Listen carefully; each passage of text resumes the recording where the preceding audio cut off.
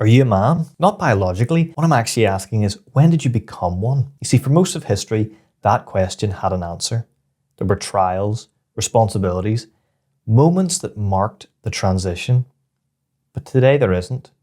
And I think that's why so many men in their 20s, even in their 30s, don't feel quite like men yet. And I know what that feels like, because I used to be one of them. So in today's video, I'm going to walk you through my own journey from age 18 to 30, not through achievements or job titles, but through the actual moments that shaped my sense of identity, purpose, and what it means to be a man. So at 18, I went straight from school to university. And to be honest, those 3 years didn't make me a man. They extended my adolescence. Felt sort of like school 2.0. I didn't train seriously, didn't dress well, and I didn't carry much responsibility. I just sort of drifted through life. No ceremony, no transformation, just time passing by. Now things did change when I started my PhD. I worked on respiratory viruses, and that started at age 21. It was the most difficult thing I had done in my life at that point, mentally, emotionally, and intellectually. But here's the important part. Finishing the PhD didn't make me a man. But what did was something that happened in my 3rd year. Now, for those of you that don't know, in the UK, PhDs are funded for 3 years. After that, you're on your own. And at that point, I was burned out, disillusioned. And I told my wife that I was thinking about quitting. And she listened and she empathized with me. But then she said something that I'll never forget. She said, "Quitting doesn't sound like you at all, Dean." And she was right. And in that moment, something clicked. And I realized that being a man isn't something that magically happens to you. It's a decision that you make under pressure. And that day, I decided what kind of man I was. I was the kind of man who finishes what he starts, and that became part of my personal code. And this is something I think all young men should do. Adopt a principle or a set of principles to live by. Now, you might call these values or a personal code, but it's one thing that all of the greatest men in history have done. So you might be wondering, what did I do as a 9-to-5 job to fund the completion of my PhD? Well, I got a rather unusual job as a science communicator in a local science discovery centre. Think of it like a museum, but the exhibits are interactive and it's aimed mainly at kids. So what I would do in that job is I would write and perform educational but entertaining shows for audiences of 30 to 300 people. Now one day I might be exploding pumpkins and the next I'd be freezing and smashing objects with liquid nitrogen. Obviously, this was the most enjoyable and hilarious job I've ever had. In fact, my colleagues became good friends and it was a real joy each day to go to work. But something began to eat away at me. A little voice in the back of my head saying, "You're meant for more than this." Now this wasn't an egotistical voice saying that I was too good for the job.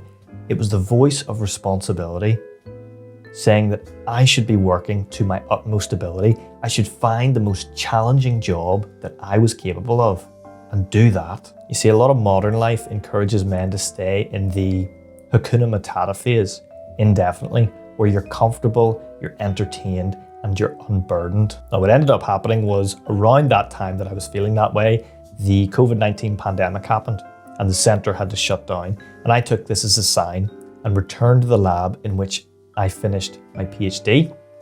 And I took on several research projects aimed at reducing the spread of SARS-CoV-2. Although this was nowhere near as fun as my previous job, it had something that the other job lacked. It gave me a sense of meaning and a purpose. I was contributing to a global effort, to my community. So my advice for other young men is to always choose responsibility over comfort, because that's where you'll find meaning. After the pandemic settled down, I became a lecturer in biomedical science. And that's when I first started noticing something worrying going on. Academically, students were excellent, don't get me wrong, but the deeper life skills were missing. Things like writing, real thinking on the page, speaking with confidence, clarity, and conviction, and self-respect, how they were presenting themselves to the world. Now don't get me wrong, I'm not judging them and I don't blame them. It took me until my mid-20s to learn a lot of those things. but I began to see what I now call delayed onset adulthood. Any one of these things that I'm going to mention is fine on its own. Things like living at home for longer, delaying marriage, postponing responsibility.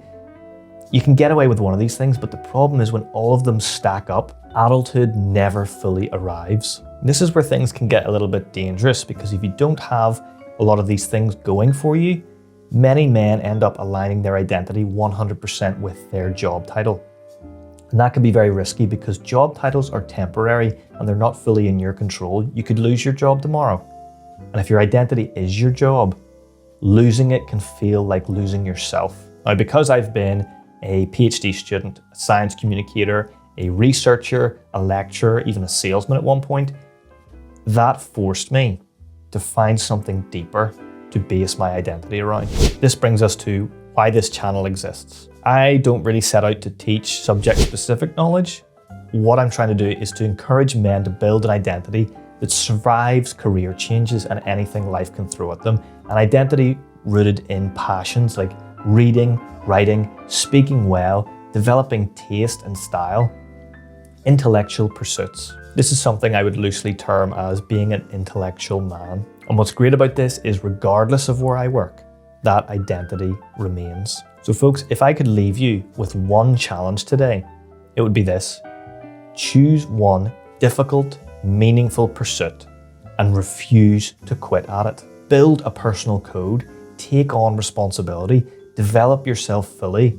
That can be intellectually, physically, and socially. And remember, meaning isn't found, it's something you earn. So folks, let me know down in the comments below. Let me know one thing that gives your life meaning right now. As always, thank you very much for watching, and I'll see you in the next one.